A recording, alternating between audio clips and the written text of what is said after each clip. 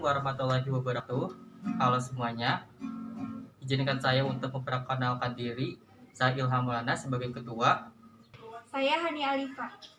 Saya Fatih Lalataya. Saya Harun Wisnu Putra. Saya Jonathan Adi Saputra Sirait.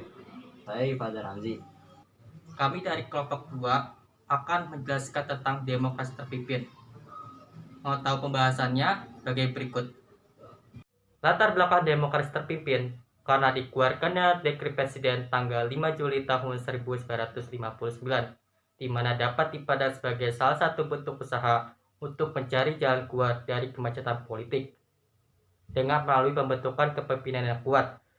Setelah dikeluarkan Dekret Presiden tanggal 5 Juli tahun 1959, Indonesia jatuh pada masa demokrasi terpimpin.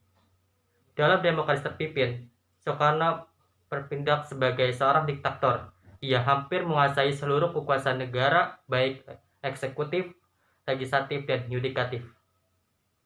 Demokrasi terpimpin merupakan sebuah hypendek demokrasi yang tidak didasarkan atas paham liberalisme, sosialisme, nasionalis, fasisme, dan komunisme. Tetapi, suatu paham demokrasi yang didasarkan atas keinginan-keinginan luhur bangsa yang seperti tercantum pada pembukaan Undang-Undang Dasar 1945.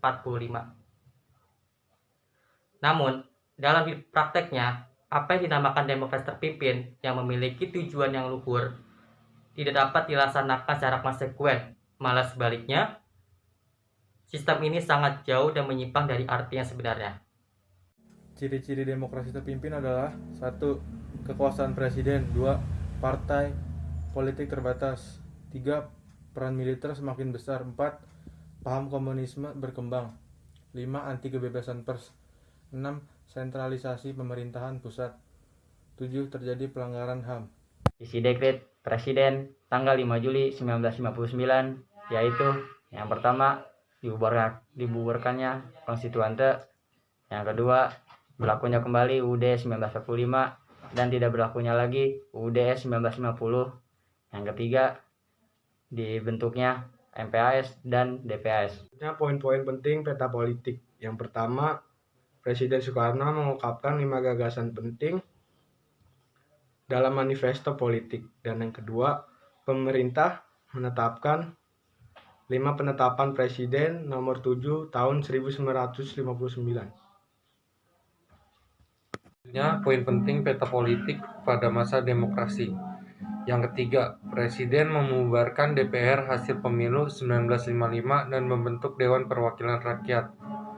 Yang keempat, revolusi sosialisme Indonesia dan pemimpin nasional bertujuan untuk memperkuat kedudukan Presiden Soekarno.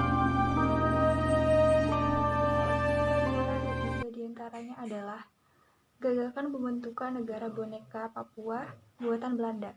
Kibarkan sang merah putih di Irian Barat tanah air Indonesia. Bersiaplah untuk mobilisasi umum guna mempertahankan kemerdekaan dan kesatuan tanah air dan bangsa.